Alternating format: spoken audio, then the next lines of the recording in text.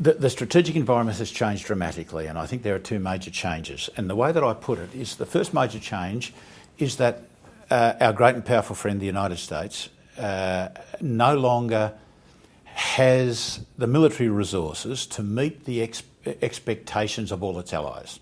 So the US commits itself to being active from the Baltic, through the Mediterranean, through the Atlantic, down into the Gulf, across the Indian Ocean, up through the South China Seas, into the Pacific, into the Atlantic, and all areas between it.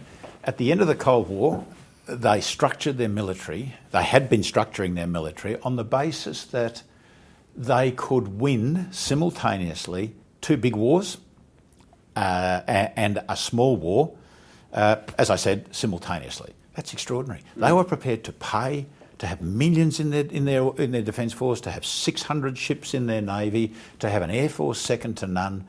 They've lost interest in that. They are no longer prepared to pay for that. The discussion in the United States at the moment by those who are interested in military affairs is to the effect, can we win one war?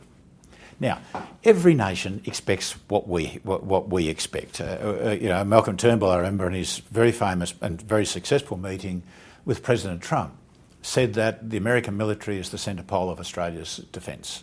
If it is, we're in big trouble, because the American military, after 14 years, 15 years of war in the Middle East, 8 years of President Obama and 7 years of sequestration of arbitrary cutting by Congress, they are not sure they can win one war. So that's the first thing that changed. The power of our great and powerful ally has changed. And we can say to ourselves, we are the greatest benefit in the world of globalisation. We trade across the world. We're a regional superpower. As we were talking about before, our GDP is larger than Russia's. We trade and trade and trade, and we're fabulously wealthy. All of this because America was prepared to pick up the security bill for the Western world.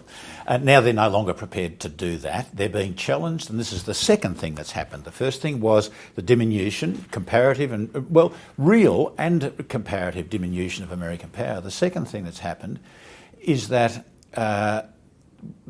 throughout the world, and I am very reluctant to ever mention in this context China.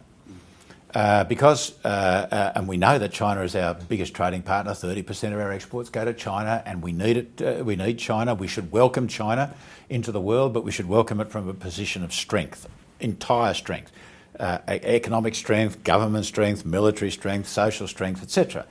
But the Americans aren't as polite as I am, and in their national security strategy, the Americans say that the West faces the challenge from four nations and an ideology. Those four nations are Russia, Iran, China and North Korea. The ideology is obviously Islamic extremism.